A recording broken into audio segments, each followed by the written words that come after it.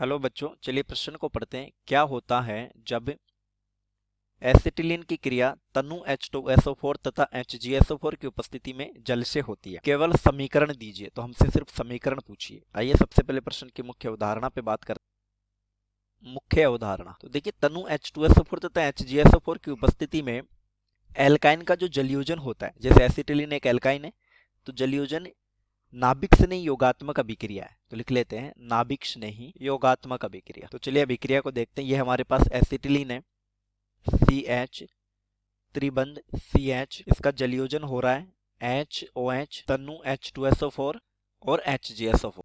तो होगा क्या, कार्बन कार्बन के मध्य का एक पाई बंध टूट जाएगा और जल का नाभिक स्नेही योग होगा। तो यहां OH माइनस जो होगा वो जुड़, देखिए सममित अणु है एसिटिलीन, तो किसी भी कार्बन के साथ OH माइनस और H प्लस जोड़ा जा सकता है। उत्पाद बन जाएगा CH2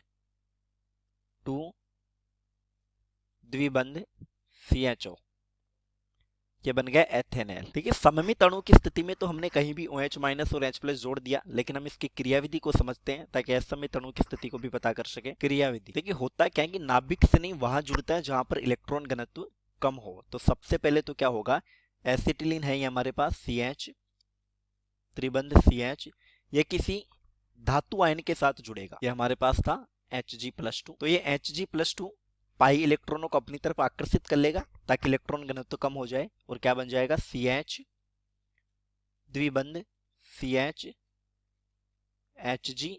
अब ये +1 में रह गया क्योंकि एक तो बंद बन गया, और इस कार्बन पर आ गया धनावेश। अब धनावेशित कार्बन पर नाभिक स्नेही का योग हो जाएगा, OH माइनस, ये धनावेशित कार्बन पर OH माइनस जुड़ेगा और हमें मिल जाएगा CHOH द्विबंध CH Hg+। अब अगले पद में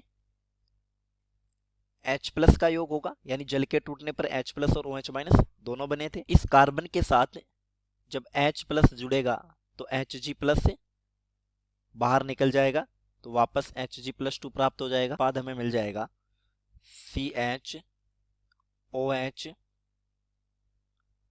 CH2 कार्बन कार्बन के मध्य द्विबंध। अब देखिए, जब द्विबंध पर द्विबंधित कार्बन पर OH होता है तो उसको बोलते हैं इनोल, और इनोल की स्थिति में चलावेवता होती है और कीटो रूप आता है। चलावेवता में क्या होगा, द्विबंध जो होगा वो कार्बन तथा ऑक्सीजन के बीच आ जाएगा और हाइड्रोजन कार्बन से जुड़ जाएगा और बन जाएगा CH3C द्विबंध OH, इसको बोलते हैं एथेनॉल। तो चलिए, हमने प्रश्न की क्रियाविधि देखी और प्रश्न को समझा। उम्मीद करता हूं प्रश्न समझ आया होगा। धन्यवाद।